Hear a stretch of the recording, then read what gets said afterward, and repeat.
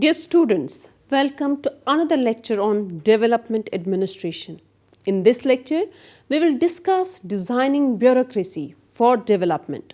The primary objectives of this lecture are to understand the concept of bureaucracy and development, to see the role of bureaucracy in developmental process, and to assess how and why it's important to redesign the bureaucracy for the changing needs of the society. So let's start with the introduction. Development is a complicated and multifaceted concept.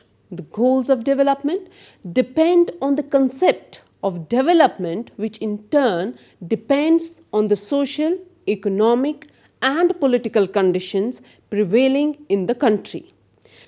Development can neither be identified with economic growth nor with the level of per capita income. It's a holistic and integral concept dealing with all the aspects of social existence in their organic unity. Development goals or objectives can be short-term as well as long-term. They can also be real or stated depending on whether they are actually or effectively pursued or not. India adopted development planning and designed its bureaucracy within the framework of a mixed economy system with a conscious choice of a number of objectives or goals. The primary objective, which overshadowed every other objective, is the growth of output. Social equity is the other objective, which assumed a lot of importance because of its relevance to Indian conditions marked by unemployment, poverty, income inequalities, and regional imbalances.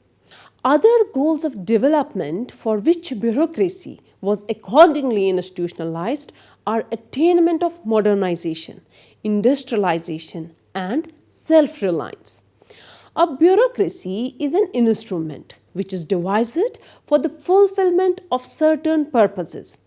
As these purposes change, the nature of bureaucracy should also undergo changes. In most developing countries like India, the bureaucracy was originally devised or designed by the imperial power for serving its own ends. Many of the colonial features of the bureaucracy have continued to exist even after the attainment of independence. Hence, changes in personnel administration are needed for having a bureaucracy suited to democratic administration and economic development. Further, the role of the state has expanded. In developing countries, particularly, the state has the responsibility of bringing about development. Since the bureaucracy is the prime instrument of the state, it has to be modified and attuned to the new purposes. Hence, it is necessary to bring change in the nature of bureaucracy. The argument that what has served well in the past is likely to do so in the future also does not hold good. In this lecture, we shall deal with the importance of designing bureaucracy for development to cater the changing needs of the people. Now, students, let's have a look on defining bureaucracy and development. The term bureaucracy refers to the body of employees in a large-scale organization. More specifically, it refers to a body of employees in authority, relationship within an organization. Thus, every large business organization has its bureaucracy.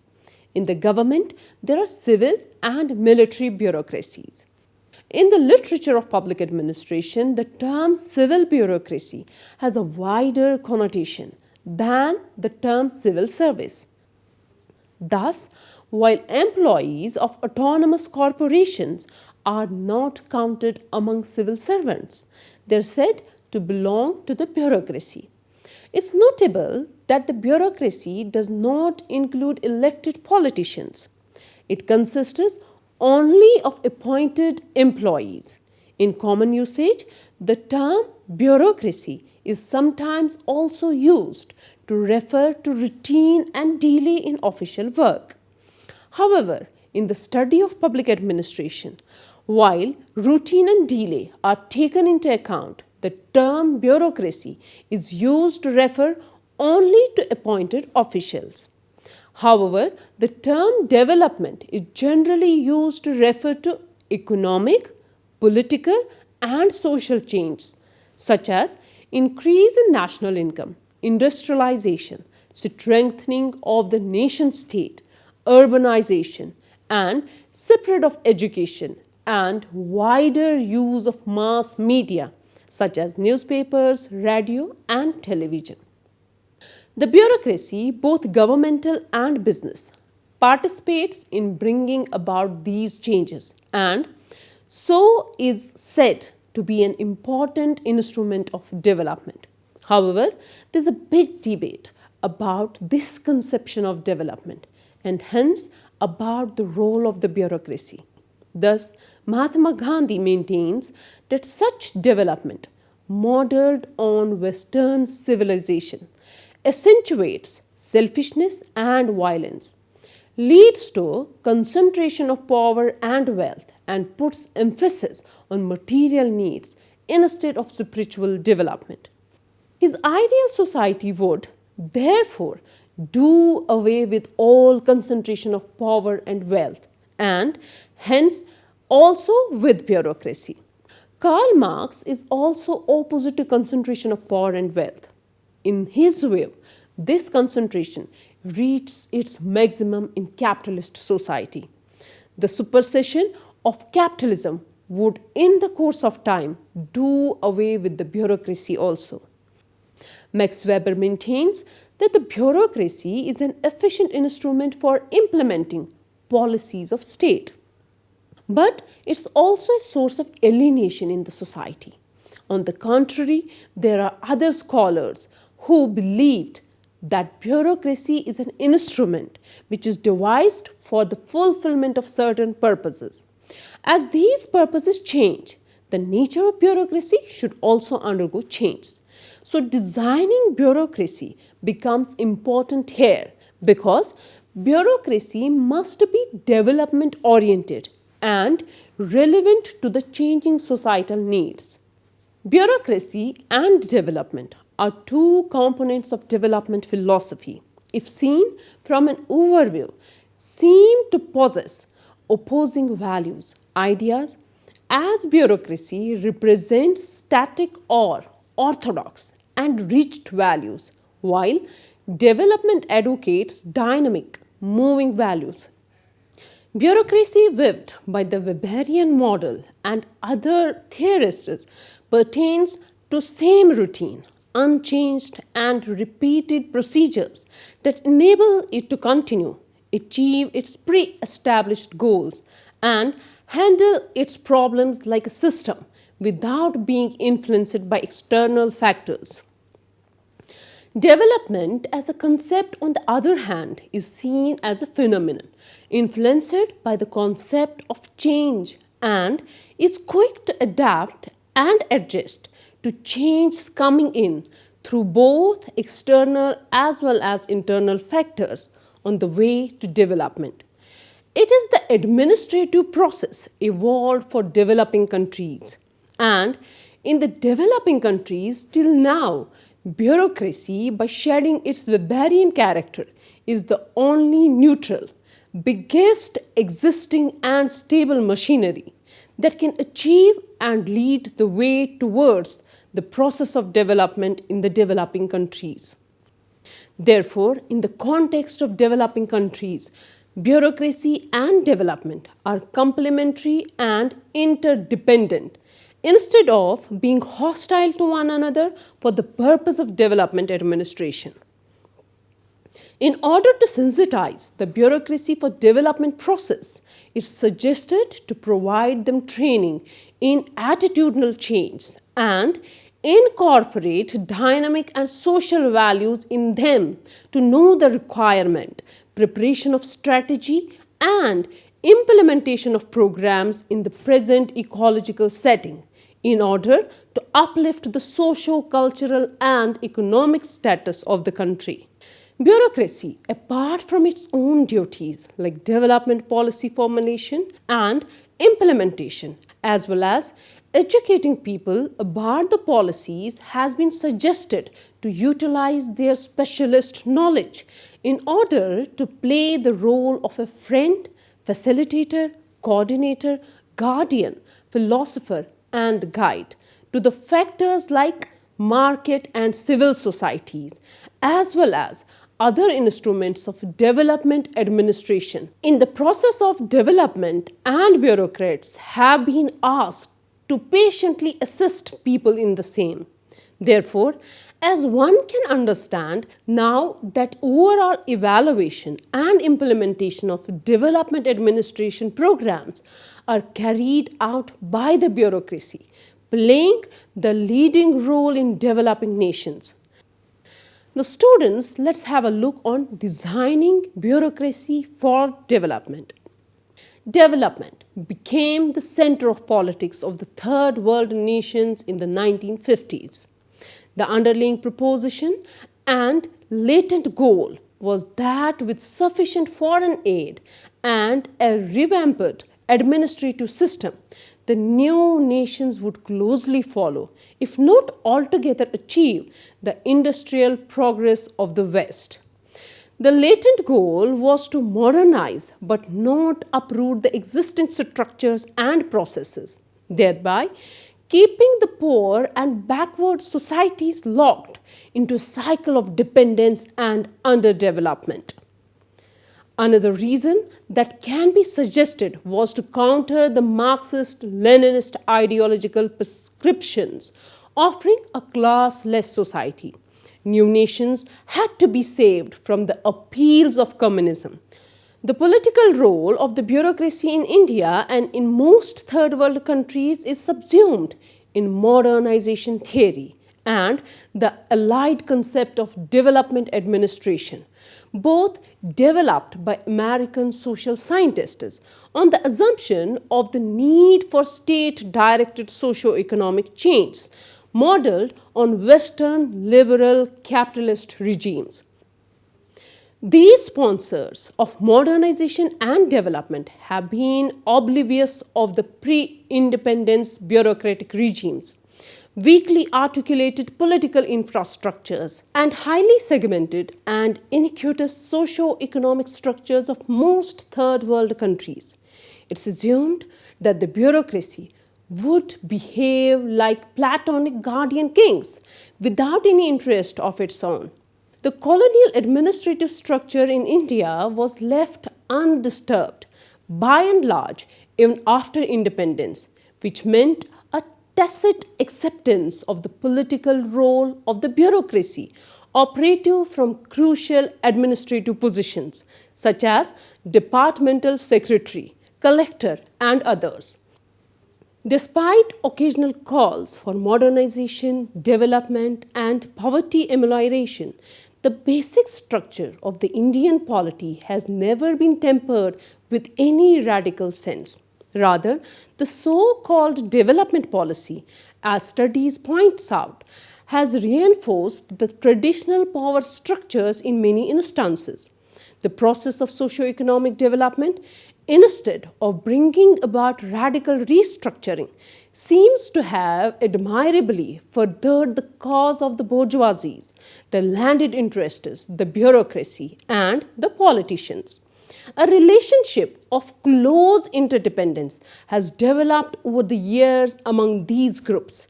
According to Mohit Bhattacharya, there might be occasional conflicts of interest, but these are few and far between compared to their united stand in monopolizing the state apparatus and enjoying the fruits of development. Viewed from this angle, bureaucracy is not an autonomous class but a surrogate class. It puts on the mask of a variant structural formalism and behavioral neutrality.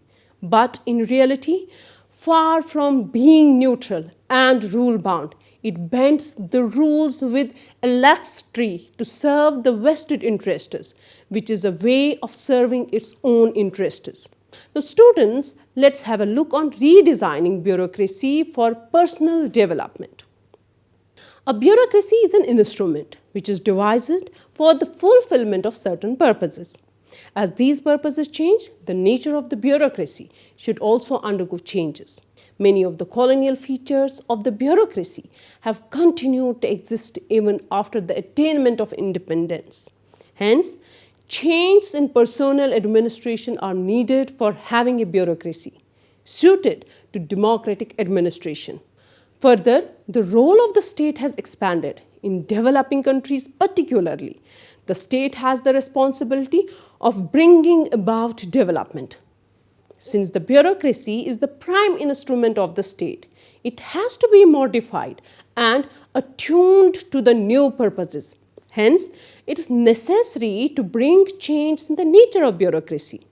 The argument that what has served well in the past is likely to do so in the future also does not hold good.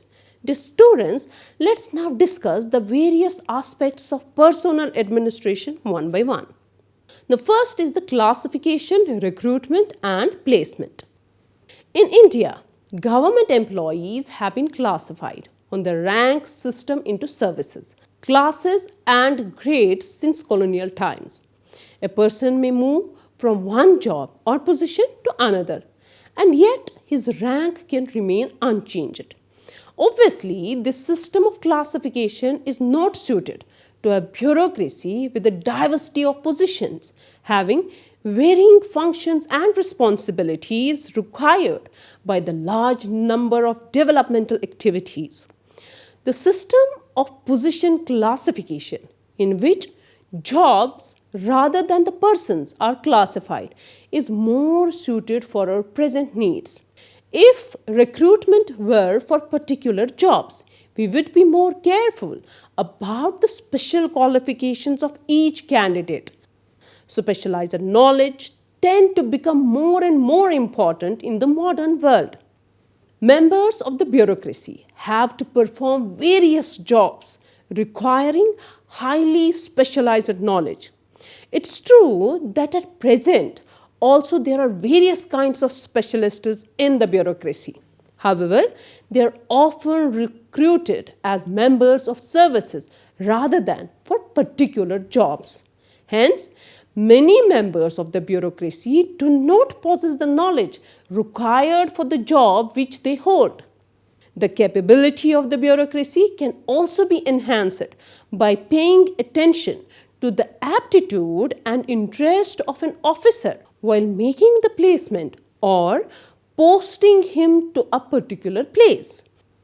This is important as long as we recruit people to services and not to jobs. Thus, members of the Indian administrative service have different kinds of knowledge, interest, and aptitude. Second, promotion and other incentives. Everybody's performance is dependent upon his or her motivation, that is, the extent to which he or she has been stimulated to achieve certain goals. Motivation results from rewards and punishments. Modern psychological theory puts greater emphasis upon rewards than upon punishments. Rewards are positive in character and can lead to an unlimited improvement in performance. Punishments, on the other hand, are negative and tend to lead to the minimum acceptable performance. Hence, rewards are of greater significance than punishments for improving performance. Next is training. Training of personnel is of increasing importance due to the continuous and great expansion of knowledge.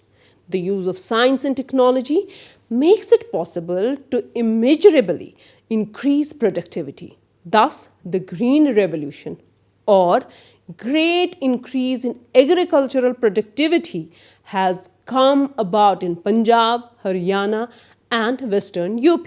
Through the use of high-yielding varieties of seeds, fertilizers, pesticides, and mechanical implements such as pump sets and tractors.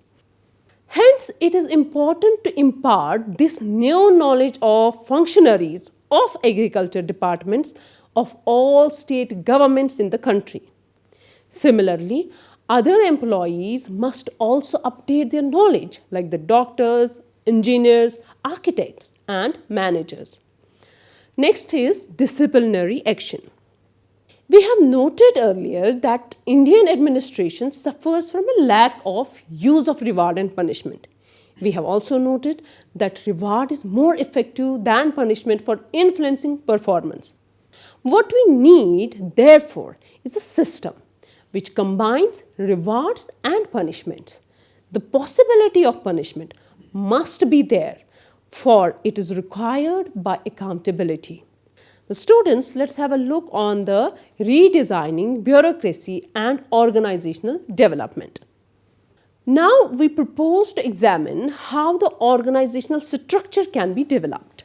The distinction between the system and the individuals who constitute the system is important. Thus, in a dictatorship, large number of individuals may be prevented from doing or even saying that which they consider to be right.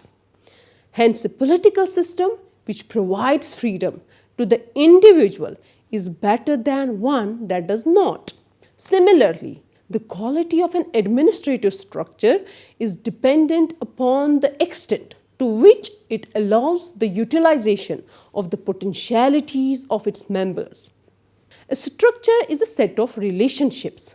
Most contemporary organizational structures are too restrictive in nature.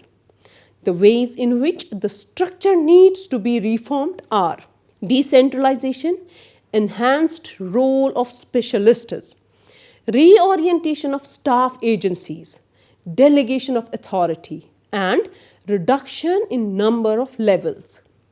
Improvement in procedures requires making new laws and rules in place of old ones, reducing dependence upon precedents, re-examination of forms for reports and returns, and adoption of new methods of record keeping.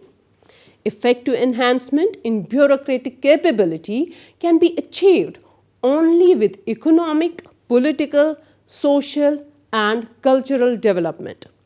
Now students, let's see why to redesign bureaucracy for development.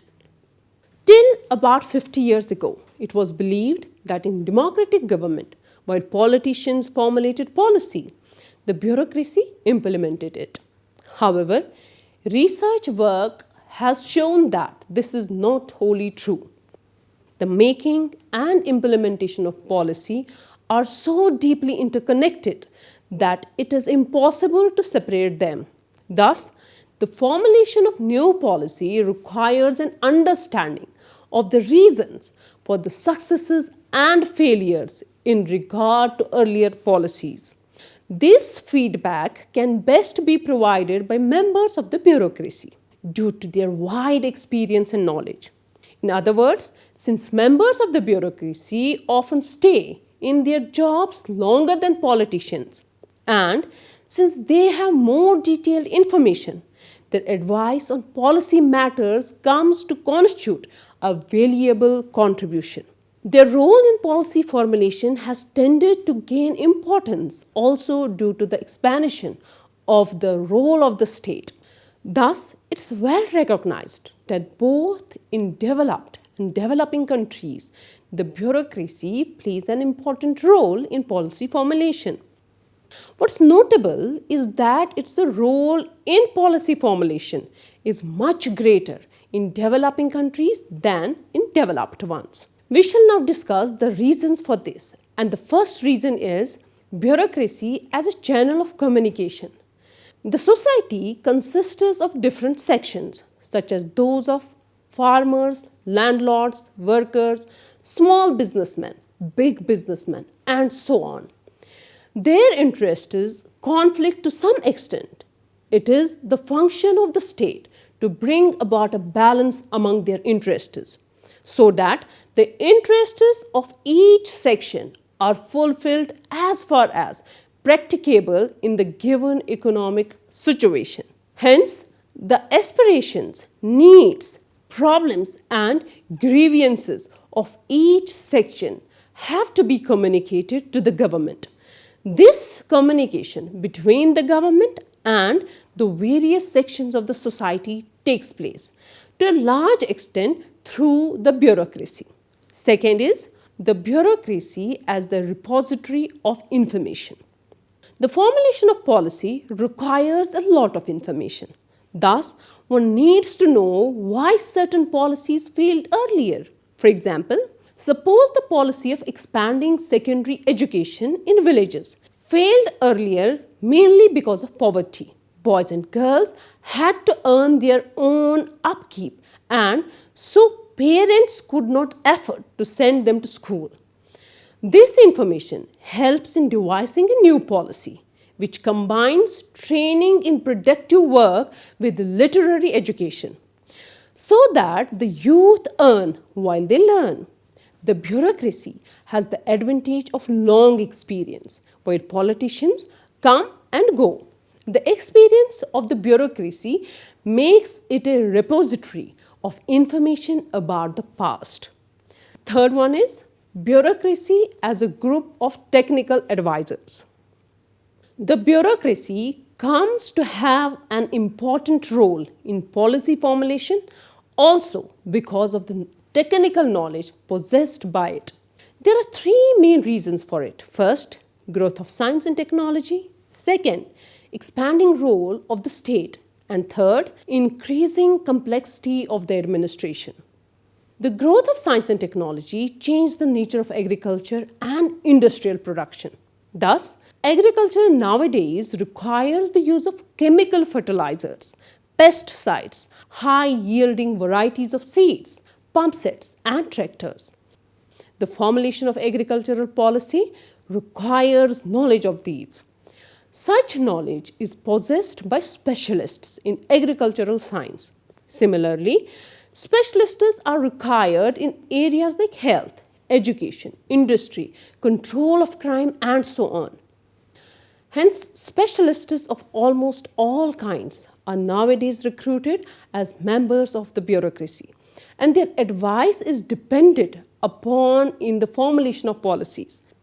The expansion in the role of the state makes for dependence upon economists, accountants, lawyers, and others, since their advice is needed for regulation of the economy, checking the growth of monopolies, providing employment, controlling prices, and so on. As the role of the state expands, the administration tends to become bigger and more complex. Now, the fourth one is bureaucracy as an impartial advisor. The society is made up of several sections whose interest is to some extent conflict. Thus, higher wages are in the interest of workers but not in the interests of industrialists. The government is expected to maintain a balance between these conflicting interests. This is what the government tries to achieve through its policies. Hence, the formulation of policies requires the advice of persons who are impartial or neutral between the different sections. Members of the bureaucracy are expected to function in this impartial or neutral manner. Hence, they come to be depended upon for the advice relating to policies. Now, students, let's conclude this lecture. Bureaucracy is the backbone of Indian administrative system. Its complexion is changing with the change in the socio-cultural and economic scenario. The globalization context has thrown open several questions that Indian bureaucracy must address in the right earnest. It must reinvent itself in the light of changing norms of neutrality and commitment, assent on the new public management, good governance, and new public service, as well as right sizing and responsiveness. Weberian ideal type has been subjected to severe criticism, but an alternative to it is yet to be found. Traces of the traditional Weberian paradigm are thus found in all countries, including India, which is grappling with much bureaucratic pathology. The reform efforts have not been able to bear adequate fruits. The developing countries like India must find their own indigenous models of bureaucracy to meet the needs of their social and economic setup. Hence, it is necessary to bring change in the nature of bureaucracy. So, dear students, I hope you have gained important information about designing bureaucracy for development. See you soon with another lecture. Thank you and goodbye.